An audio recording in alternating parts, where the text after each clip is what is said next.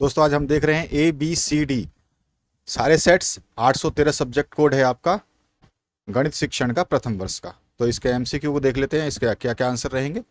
और ये पेपर जो है आपका 70 नंबर का था, इसमें से आपको 28 नंबर लाने थे पास होने के लिए। तो चलिए देखते हैं प्रश्नों के उत्तर क्या रहेंगे। अच्छे क्वेश्चन थे, सिंपल सिंपल क्वेश्चन पूछे गए हैं। निम्नलिखित कथन किसके द्वारा दिया गया? गणित सभ्यता और संस्कृति का दर्पण है। तो ये जो दिया गया था हॉगबेन के द्वारा दिया गया। द ऑप्शन इसका बिल्कुल सही आंसर है। दूसरा क्वेश्चन है, 1 लाख में कुल कितने सैकड़े होते हैं? 1 लाख है तो आप देख लीजिए 1 लाख कैसे लिखते हैं। इकाई, दहाई, सैकड़ा, हजार, 10,000, लाख। इसमें कितने सैकड़े? सैकड़े मतलब 100। तो डिवाइड कर दीजिए 100 से, 2 जीरो से ऊपर वाले 2 जीरो काट दीजिए, 1,000 बचा। तो 1,000 जो है इसका आंसर हो जाएगा। 1 लाख में 1,000 सैकड़े होते हैं। ठीक है, अगला जो क्वेश्चन है उसकी बात करते हैं।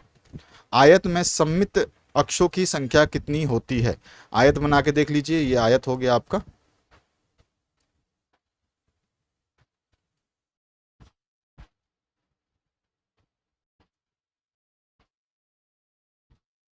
अब इस आयत में सममित अक्षों की संख्या बतानी है आपको। तो अगर मैं इस तरह से लाइन खींचूं एक, ठीक है, तो आप देखोगे ये सममित अक्ष दो बन गए, ऊपर नीचे दोनों बराबर हो गए। और एक लाइन अगर मैं इस तरह से खींचूं,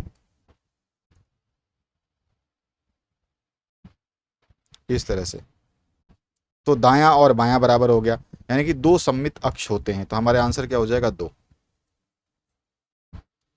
अगला जो क्वेश्चन है, कौन सी सामग्री दृश्य सामग्री का एक उदाहरण है? दृश्य, दृश्य यानी बुलेटिन बोर्ड पे आप जो है बुलेटिन पढ़ते हैं, तो दृश्य देख करके पढ़ते हैं, तो बी ऑप्शन सही हो जाएगा। बाकी रेडियो तो सुनते हैं, टेप रिकॉर्डर सुनते हैं, ग्रामोफोन जो पहले के आते थे ना, आपने देखा हो एक भोंपू लगा रहता है और बड़ी सी सीडी लगा करके उसके ऊपर छोड़ देते हैं और वो धीरे धीरे चलता है, तो वो ग्रामोफोन होता है। तो ये भी सुनने वाली चीजें हैं। बुलेटिन बोर्ड जो है देखने वाली चीज है। मूल्यांकन की प्रमाणीकृत विधि कौन सी है? तो निष्पत्ति परीक्षण जो है ये सबसे अच्छी प्रमाणित कर विधि मानी जाती है, स्टैंडर्ड मानी जाती है इसको। तो ए ऑप्शन इसका करेक्ट हो गया। आइए नेक्स्ट क्वेश्चन देखते हैं।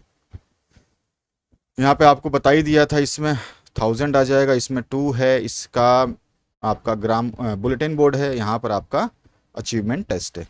इसके बाद आइए नेक्स्ट क्वेश्चन देखते हैं। 257 का बीजांक निकालिए। तो 257 बीजांक जब तक निकालते हैं जब तक संख्याओं का जोड़ एक ना रह जाए, एक संख्या ना रह जाए, एक अंक ना रह जाए। जैसे कि 2 5 7 है, तो पहले हम 2 लिखेंगे, प्लस में फिर 5 कर देंगे, प्लस में 7 कर देंगे। अब इन सब का टोटल निकाल लेंगे। तो 5 और 2 7, 7 7 14, यहाँ पे 14 आया। अब ये संख्या यहाँ पे दो अंक, दो हैं, इस अंक को फिर से हमें करना पड़ेगा। हम क्या कर लेंगे, यहाँ पे 1 + 4 करेंगे। ठीक है, 1 + 4 कितना हो गया? 5। तो यहाँ पर आंसर आ गया, इसका बीजांक होगा 5। जब तक अंक एक ना आ जाए तब तक जोड़ते रहते हैं बीजांक निकालने में। 2 + 5 7, 7 7 14।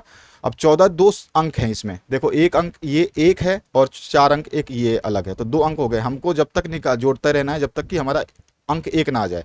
अब ये 14 आया तो 2 अंक हैं यहाँ पर, दोनों अंक को फिर से जोड़ देंगे, तो 1 + में 4 5। अब एक अंक आ गया, अब जोड़ नहीं सकते आगे, तो ये 5 इसका आंसर हो गया।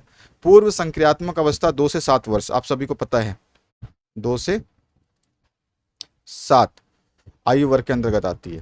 पैटर्न 1 1 2 3 5 8 का अगला पद क्या होगा? तो देखिए एक यहां पर है, ठीक है, फिर 1 से 1 जोड़ा है तो 2 आया, 2 से 3 जोड़ा है तो 5 आया, 3 से 5 जोड़ा है तो 8 आया, और 8 से 5 जोड़ेंगे तो 13 आएगा। तो अगला पद जो है 13 होता है। ठीक है, संख्याओं को समझ गए आप। पहले 1 है, फिर 1 से 1 जोड़ा है तो 2 आया, फिर देखो 2 और 1 जोड़ा है तो 3 आया, 2 और 3 जोड़ा है तो 5 आया, और 5 और 3 जोड़ा है, पिछले दोनों संख्याओं को जोड़ता गया है। ठीक है, ये दोनों संख्याओं को जोड़ा तो 2 आया, फिर इससे पिछली जो दो संख्या, दो से पिछली वाली एक संख्या और है 1, इसको जोड़ा तो 3 आया, और 3 में पिछली वाली संख्या 2 है, तो 3 और 2 5 आया। 5 की पिछली संख्या 3 है, तो 5 और 3 8 आया। इस तरह से 8 की पिछली संख्या 5 है, तो 8 और 5 13 आएगा। रेमंड के अनुसार पाठ्य पुस्तक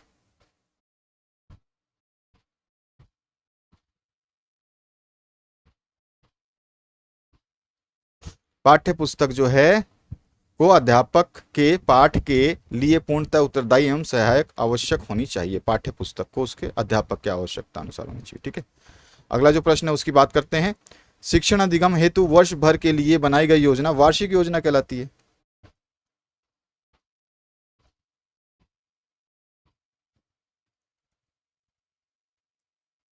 अच्छे क्वेश्चंस थे, आपने देखा ही होगा, बड़े इजी इजी क्वेश्चंस दिए गए हैं आपको। जैसा मैंने बताया था कि भाई आपका पूर्व संख्यात्मक अवस्था क्या होती है, पैटर्न के बारे में समझाया था, किस तरह के पैटर्न बन सकते हैं।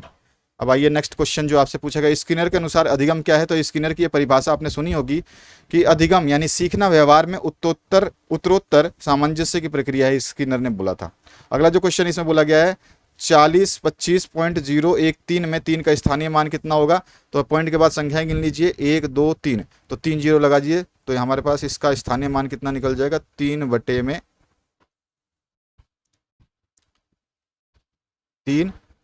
पॉइंट के बाद में जहां पे 3 आ रहा है उतने जीरो लगा दिए। पॉइंट के बाद में पहली संख्या ये है, फिर दूसरी संख्या और तीसरी संख्या, यानी 3 के नीचे आप जीरो लगा दें, 1 फिर 2 और फिर 3, तो ये हो गया आपका। यानी कि आप ये भी लिख सकते हो और आप ये भी लिख सकते हो, इसको भाग दे दोगे तो कितना हो जाएगा, 3 तो है ही, ठीक है।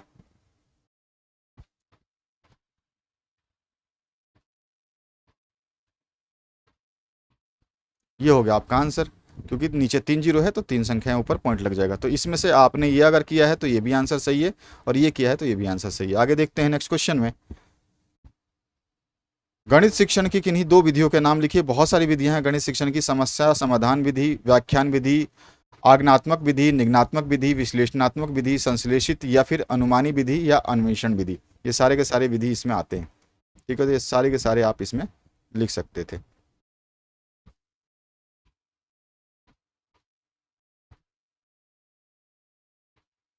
इसके बाद जो नेक्स्ट क्वेश्चन पूछा गया है, प्राथमिक स्तर पर जोड़ की अवधारणा विकसित करने हेतु किन्हीं दो शिक्षण अधिगम सामग्री के नाम लिखिए। तो जोड़ तोड़ का उपकरण का उपयोग कर सकते हैं, दो पक्षीय गणना फलक का उपयोग कर सकते हैं, अबेकस जानते ही हैं आप, उसका उपयोग कर सकते हैं। ये 3 सामग्री मैंने लिखी है, आपने जो आपने लिखा होगा वो सही होगा। इकाई योजना के प्रवर्तक कौन है, तो वो मारिसन है, तो यहाँ पे आपका मारिसन इसका आंसर हो जाएगा। नेक्स्ट जो क्वेश्चन है उसकी बात करते हैं। तो यहाँ पर आपके ये 5 क्वेश्चन, यहाँ पे 5 क्वेश्चन आपके खाली स्थान के और 5 क्वेश्चन आपके एमसीक्यू के, 15 नंबर आपके यहाँ पे हो गए। आसानी से आप ये ले सकते थे, इसमें ज़्यादा दिक्कत नहीं थी। उसके बाद जो क्वेश्चंस आए हैं बहुत इजी रहे हैं। इकाई योजना क्या होती है, गणित की भाषा का अर्थ आपको बताना है, गणित प्रतीक क्या होते हैं मैंने बताया हुआ है, सीखने की प्रक्रिया में अभिप्रेरणा क्यों महत्वपूर्ण है, भिन्न 3/2 को चित्र द्वारा प्रदर्शित करना है। तो आपको ग्राफ दिया होगा उससे भी कर सकते हो, और 3/2 है तो आप इसको नंबर लाइन पे भी प्रदर्शित कर सकते थे, ठीक है।